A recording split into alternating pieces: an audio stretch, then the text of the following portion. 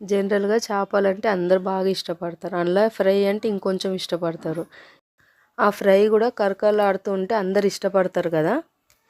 So, అది అట్లా రావడానికి నేను ఒక ప్రొసీజర్ ఫాలో అయినా.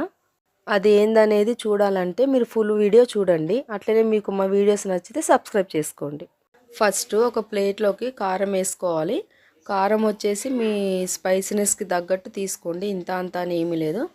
నెక్స్ట్ వచ్చేసి ఉప్పు, టేస్ట్కి సరిపడ ఉప్పు కూడా వేసుకొని, తర్వాత కొంచెం పసుపు చాలా కొంచెం వేసుకోవాలి. నెక్స్ట్ గరం మసాలా, ఇది కూడా ఒక పావు టీ స్పూన్ వేసుకుంటే సరిపోతుంది. నెక్స్ట్ వచ్చేసి ఇది fish masala, fish fry masala అని దొరుకుతుంది మనకి. ఏడైనా ఏ కిరాణా షాప్లో అయినా దొరుకుతుంది. అదొక 1½ టీ స్పూన్ వేసుకుంటే సరిపోతుంది. అంటే మీ చేపలకు తగ్గట్టు వేసుకోండి. నెక్స్ట్ ఇది వచ్చేసి మసాలా కారం, ఇది ఉంటే వేసుకోండి, లేకపోయినా పర్లేదు. తర్వాత అల్లం వెల్లుల్లి పేస్ట్, ఇది కూడా వేసుకున్న తర్వాత ఒక హాఫ్ చెక్క నిమ్మరసం పిండుకోవాలి ఇందులో. లేకపోతే మీ పులుపు కొంచెం ఎక్కువ ఉంటే ఇష్టపడే వాళ్ళు ఇంకొంచెం ఎక్కువైనా వేసుకోవచ్చు. తర్వాత వచ్చేసి ఆయిల్, మనం మామూలుగా వంటకు వాడతాం కదా నూనె, అది కూడా వేసుకొని ఇప్పుడు దీన్ని మొత్తం బాగా మిక్స్ చేసి ఒక పేస్ట్ లాగా చేసుకోవాలన్నమాట. దీన్ని బాగా పేస్ట్ లాగా చేసుకొని తర్వాత మనం ఫిష్ పీసెస్ తీసుకోవాలి. చేపలు అనేది ఏవైనా తీసుకోవచ్చు, ఏ చేపలైనా పర్లేదు. ఏ చేప అయినా సరే ఈ స్టైల్లో ఫ్రై చేస్తే మాత్రం సూపర్ అంటే సూపర్ ఉంటుంది. మేము ఈ చేపలు తీసుకొని దీన్ని మంచిగా క్లీన్ చేయించి ఇట్లా ఘాట్లు పెట్టించి తీసుకొచ్చినాం అనమాట. తెచ్చినాక కూడా కొంచెం ఉప్పు నిమ్మరసం వేసి క్లీన్ చేసిన తర్వాత ఇప్పుడు మనం ముందు రెడీ చేసి పెట్టుకున్న పేస్ట్ ఉంది కదా, దాన్ని బాగా అప్లై చేయాలన్నమాట. ఆ ఘాట్లలో బాగా పెట్టుకోవాలి. తర్వాత లోపల కూడా మనం ఈ పేస్ట్ని అప్లై చేసుకోవాలి. అయితే నేను ఇక్కడ హోల్ ఫిష్ తీసుకున్నాను.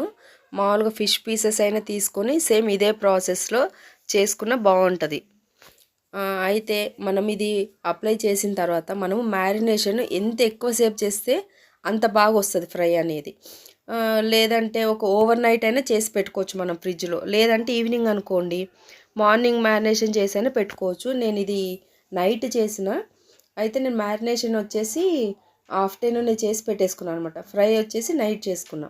ఆ పేస్ట్ అనేది అన్ని పీసెస్ కూడా అట్లనే బాగా పట్టించి రెడీ చేసి పెట్టుకోవాలి.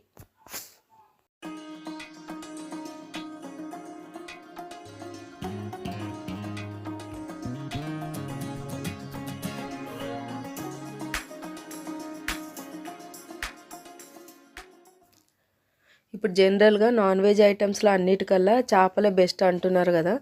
కాబట్టి చేపలు తెచ్చుకొని ఇట్లా లైట్గా ఫ్రై చేసుకొని తిన్నా బాగానే ఉంటుంది.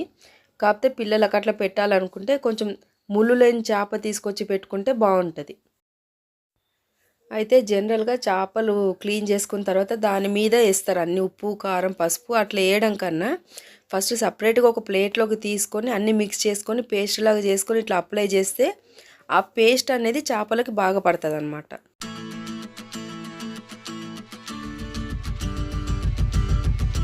ఇది మొత్తం పేస్ట్ పెట్టేసిన తర్వాత దీని మ్యారినేషన్కి పక్కన పెట్టేసిన.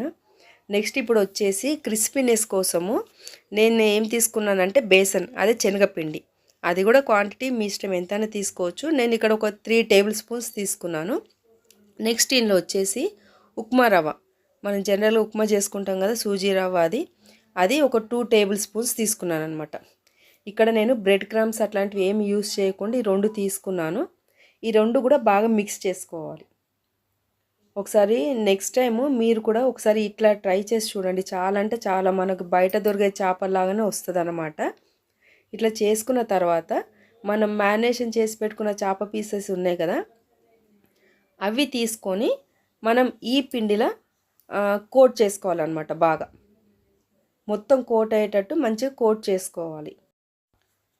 మీరు కూడా ఈసారి చేప ఫ్రై చేస్తే ఖచ్చితంగా ఈ టైప్లో చేసి చూడండి. సూపర్ అంటే సూపర్గా వస్తుంది.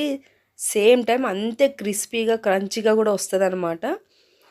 ఇట్లా కోట్ చేసుకున్న తర్వాత మనం దీన్ని అంతా కూడా దులిపేసేయాలి. దాన్ని ఎక్కువ కోట్ చేయకుండా మనం ఇట్లా జస్ట్ అట్లా డస్ట్ లాగా చేసేసుకున్న తర్వాత దీన్ని ఇట్లా పక్కన పెట్టేసి ఇప్పుడు స్టవ్ మీద మనం కడాయి పెట్టుకొని ఆయిల్ పోసుకోవాలి. ఆయిల్ వచ్చేసి మరీ తక్కువ కాదు, అట్లనే మరీ ఎక్కువ కూడా కాదు. ఎందుకంటే మళ్ళీ వేరే దానికి యూజ్ చేసుకోవడానికి ఉండదు కాబట్టి మనం నార్మల్గా ఆయిల్ పోసుకోవాలి. అది వేడైన తర్వాత మనం కోట్ చేసి పెట్టుకున్న ఫిష్ని వేసుకోవాలి. వేసిన తర్వాత ఎంబడే దాన్ని కలపకుండా ఒక 3 to 4 మినిట్స్ ఆగిన తర్వాత దాన్ని ఇంకో పక్కకు తిప్పుకోవాలి. మనం ఇక్కడ ఆయిల్ ఎక్కువ పోసుకోలేదు కడాయిలో కాబట్టి ఇట్లా సైడ్కున్న ఆయిల్ కొంచెం అట్లా పైన పోసుకుంటూ దాన్ని ఫ్రై చేసుకోవాలి. మీరు కూడా ఈసారి ఫిష్ ఫ్రై చేస్తే బ్రెడ్ క్రమ్స్ వేయకుండా ఇట్లా ఇవి వేసి చేసి చూడండి. ఎంత బాగా వచ్చిందంటే అంత బాగా వచ్చింది. ఎక్కువ కోటు కాకుండా ఆ పిండి కూడా లైట్ కోటింగ్తో బాగా పట్టింది చేపకి. అండ్ అదే క్రిస్పీనెస్తో సూపర్ అంటే సూపర్ వచ్చింది. అట్లా ఫ్రై చేసుకుంటూ మధ్యలో మనకి చేప ఉడికిందో లేదో చూసుకోవాలి.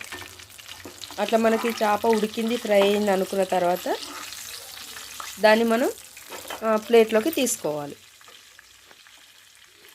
చూసిరు కదా, చూస్తుంటేనే తెలిసిపోతుంది కదా ఎంత బాగా వచ్చింది అనేది.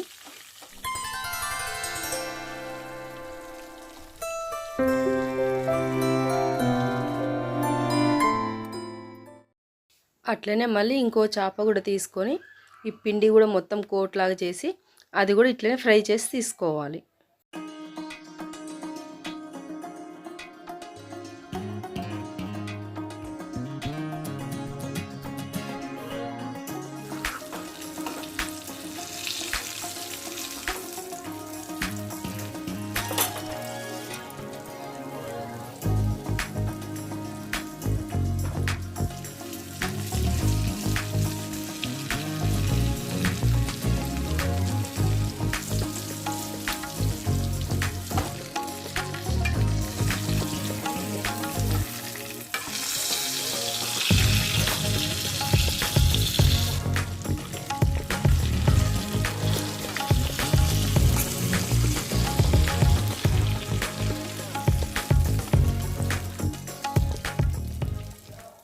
ఇప్పుడు చేపల్ని సర్వ్ చేసుకుందాం.